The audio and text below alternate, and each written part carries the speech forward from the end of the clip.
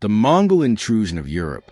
The Mongol intrusions of Russia and Eastern Europe happened to begin with a brief foray in 1223 CE, and at that point once more in a much bigger campaign between 1237 CE and 1242 CE. The Mongols, apparently coming from no place and rapidly picking up a notoriety as the horsemen of the devil, delighted in triumph after triumph, and in the long run got as distant west as the city of Wrocław in Poland. Great cities like Tbilisi, Kiev, and Vladimir fell, and coming to the Danube waterway, they sacked the Hungarian cities of Buda, Badr, and Grand Esztergom. Not one or the other, the Russians or the major European powers, might sort out themselves adequately to enough meet the five-pronged assault the Mongols had propelled or bargained with their quick cavalry, incendiary firing, catapults, and dread strategies. The rest of Eastern and Central Europe was, as it were, spared by the passing of Genghis Khan, R. 1229 to 1241 CE, which caused the Mongols to withdraw. In spite of the enormous passing and annihilation, there were a few enduring social benefits to the intrusion as the two universes of East and West at last met. Western voyagers started to visit East Asia, a locale that had up to this point been an incredible arrive of beasts. See, the Chinese too held in respect to Europe. With the Mongol intrusion of Europe, the world had ended up a parcel more savage and fare that bit smaller. Genghis Khan got to be ruler of the Mongol realm in 1229 CE, acquiring from his father Genghis Khan, R. 1206 to 1227 CE, an amazing swathe of Asia. The unused Khan was confronted with two major issues at the beginning of his rule. To begin with, the majestic treasury was purged, and wealth was severely required to keep the Mongol armed force steadfast. And moment, the Mongols had vanquished numerous armed forces and removed Pharaoh's numerous rulers, but they had exceptionally small in the way of a state device, bureaucracy, or government which would permit them to successfully run the show these prevailed regions. Genghis figured out that tackling the moment issue and being at that point able to force charges on prevailed people groups would moreover fathom to begin with issue. This is what unfolded with priests and authorities being sent to oversee different districts and administer nearby charge collectors.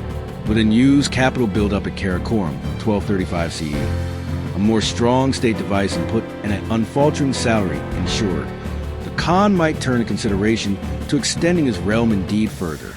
The Mongols preferred the difficult fields and solidified streams that the Russian winter scene displayed as it was comparative to the cruel prairie steppe. They were utilized too. The Mongols had continuously seen China as the wealthiest and most prestigious regional prize. In 1230 CE, China was isolated into two huge states. The Jurchen Jin state in the north and Melody Tradition China 960-1279 CE in the south. After campaigns from 1230 to 1234 CE, the Jin state collapsed, but the Melody were to be cleared out for a future date. In step, Genghis turned to the west, conquering the west, the Russian principalities.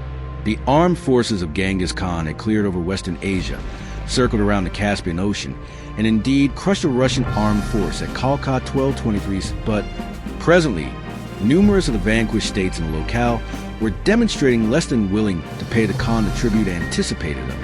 Appropriately, Genghis sent an armed force to induce them. The Khwarezm domain bore the brunt of Genghis' anger all through the 1230 CE. In 1235 CE, northern Iraq was attacked. Triumph taken after triumph, and the Mongol armed forces pushed into Azerbaijan, Georgia, and Armenia in 1238 CE, relentlessly wearing down the braced towns of the locale, sacking such cities as Tiflis, Tbilisi, and extricating tribute from nearby princes. Genghis Khan's empire and ruler, CC by NCSA, in a multi-pronged and interconversion attack on Eurasia and Eastern Europe from 1236 CE, another armed force walked through Kazakhstan/Uzbekistan, overcoming the Bashkirs and Bulgars along the way, to at that point assault the Russian territories over the Volga Stream in the winter of 1237 to 8 CE.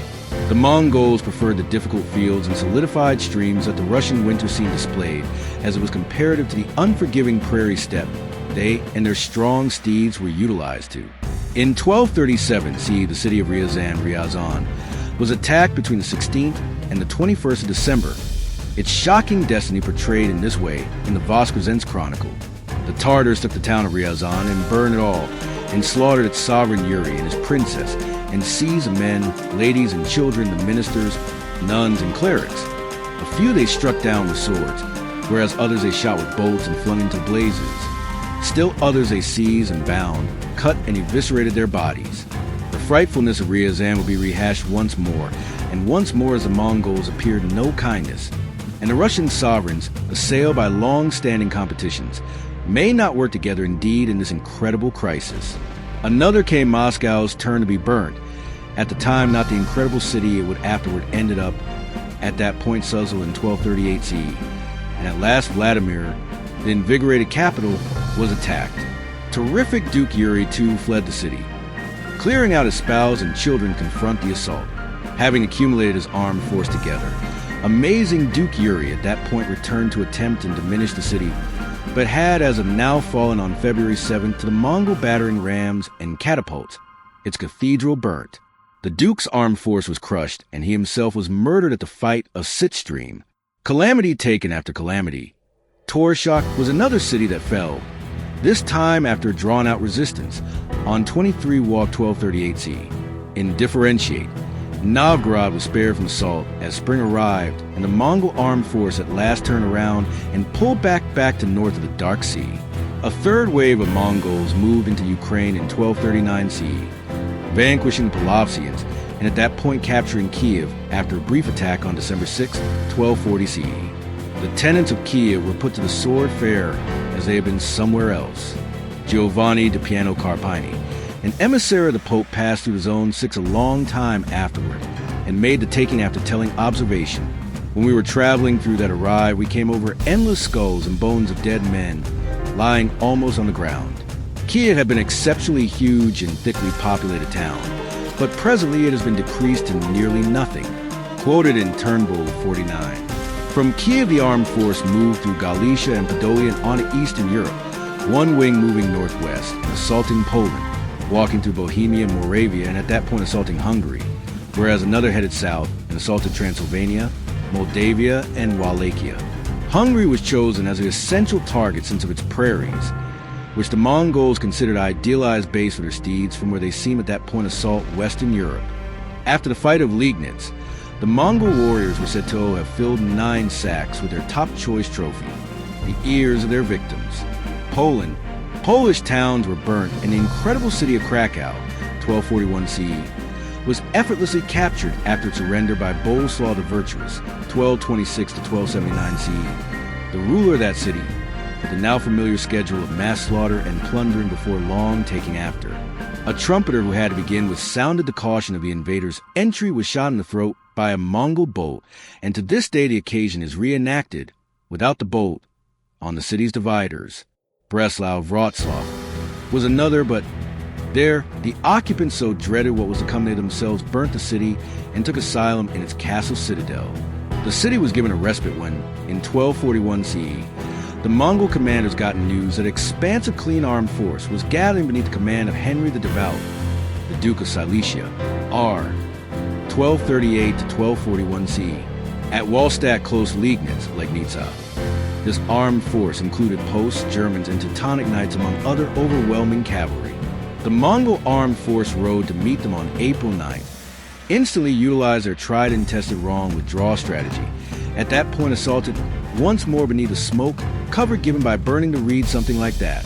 The Mongols once more devastated the restriction. Henry was murdered and his head paraded on a spike. And the fight of Liegnitz got to be a high point in the intrusion campaign. It was moreover the most westerly point come to. After the fight, the Mongol warriors were said to have filled 9 sacks with their top choice trophy, the ears of their victims. Hungary, at the same time as Poland was enduring. Hungary too found itself a Mongol target. A multi-pronged assault was repelled in 1241 CE with an armed force moving through Moravia in the north, and 3 more going through and around the Carpathian Mountains in the west. The westernmost Mongol armed force went profound into Moldavia and Wallachia, and at that point turned to assault Hungary from the south.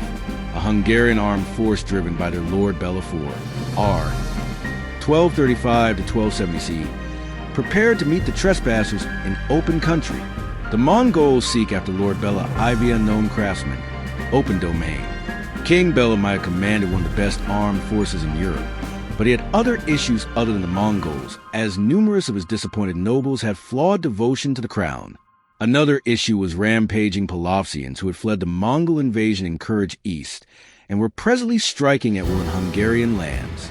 In the occasion, Bela's armed force was entirely vanquished on 10 to 11 April at the fight of Mohi, present-day Muhi, on the Seijo waterway after Mongol commander Subutai, circa 1175 to 1248 CE, had his men cross a boat bridge and move through an overwhelmed range to outmaneuver the Hungarians. At the same time, Mongol catapults assaulted the foe from the inverse bank of the waterway. Bela fled to the security of Prespil in Bratislava, and at that point Croatia. The Mongol armed forces, in the meantime, walked on tenaciously, and they all met up on the Danube waterway and begin with week of April. In 1241 CE, Buda and Bug were both sacked and plundered, the last mentioned on Christmas Day of all days, but the greater prize was Grand Estegon, at that point the biggest and wealthiest city in the locale. The Mongols utilized 30 catapults in a consequent attack, which moreover started on Christmas Day, 1241 CE, and the city fell in the blink of an eye after. The intruders at that point taken after the Danube westwards as distant as Wiener Neustadt, but here an armed force driven by Duke Frederick II of Austria, R. 1230 to 1246 CE, caused the Mongols to at slightest delay for consideration, retreat. Meanwhile, however, another Mongol armed force sought after Bela into Croatia, sacking Zagreb along the way, at that point moving into Bosnia and Albania, and at last heading toward the Caspian Ocean, and Sarai, which would gotten be the capital of what got to be known as the Brilliant Crowd. The northern Mongol strengths moreover about turned, but this respite was likely not since of any foe developments or danger, but since of the pivotal news that had at long last sifted over Asia from Mongolia. Genghis Khan had kicked the bucket on December 11, 1241 CE, and a successor presently had to be chosen. The senior commanders would be required to examine and vote for the following Khan in a conventional assembly of all the Mongol tribes. There may, as well, have been other reasons for finishing the campaign in 1242 CE, maybe since of the presently overstretched communications from the Mongol capital at Karakorum, or since the meadows of Hungary turned out to be not very adequate to keep up a huge Mongol armed force inconclusively. There were moreover competitions between the Mongol pioneers, and presently, that Genghis was dead, no single commander made a pen on the back of his colleagues in a campaign so distant from domestic. In any case, the prize the Mongols wanted most was still to the east, not west.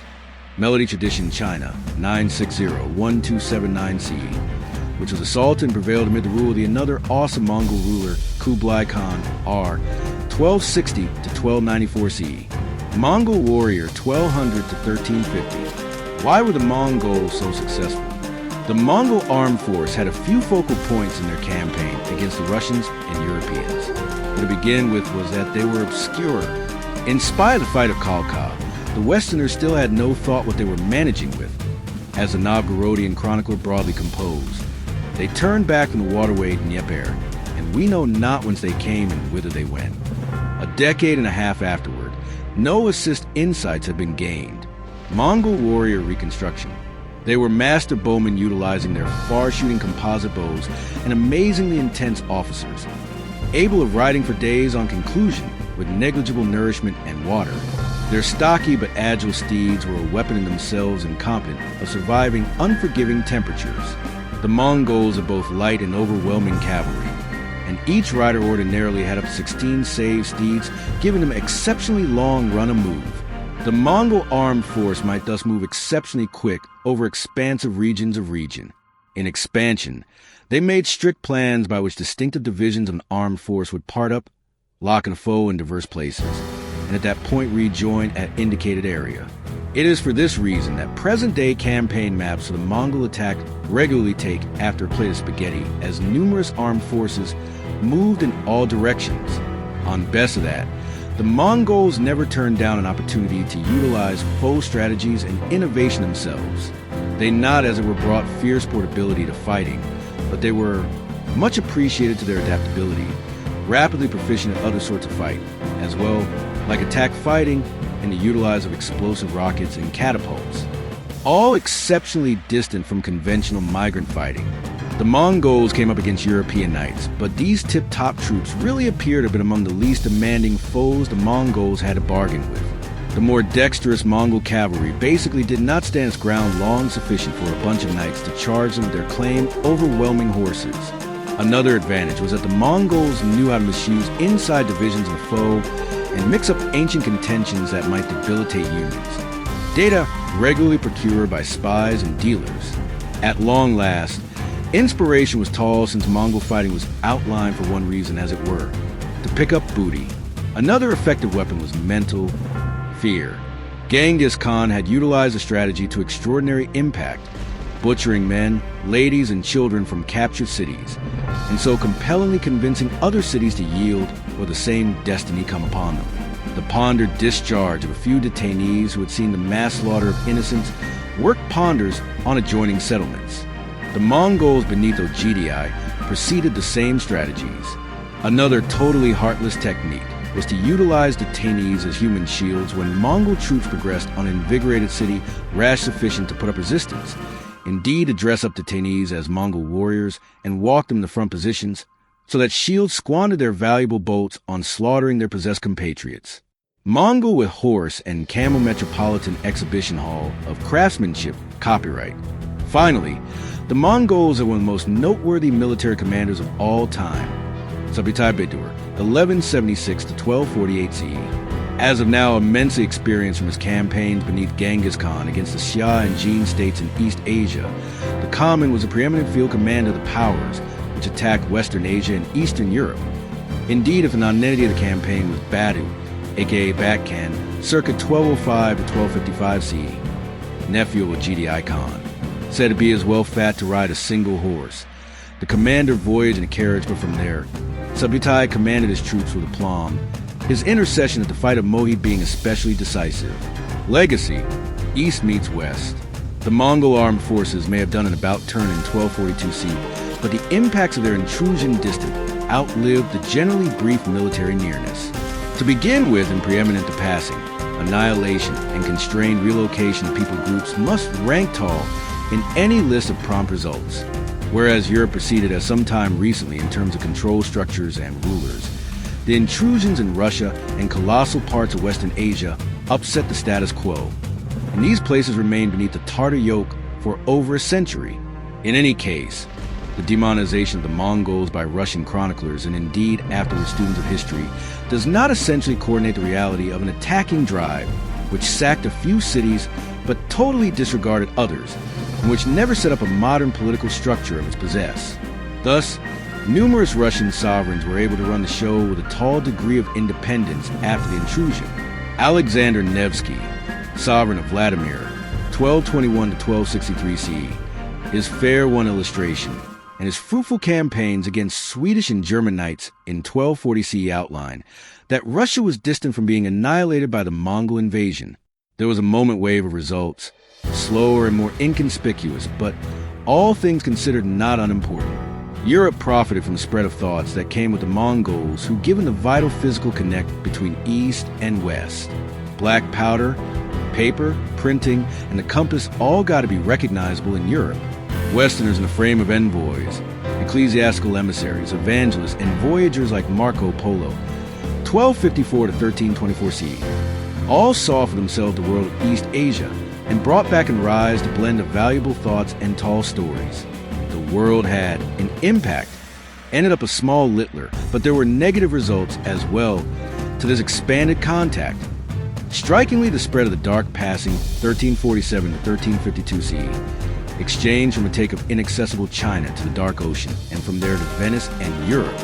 The obliterating torment would come once more in progressive waves all through the 14th century CE, and overshadow the casualties the Mongol swarms had caused a century some time recently.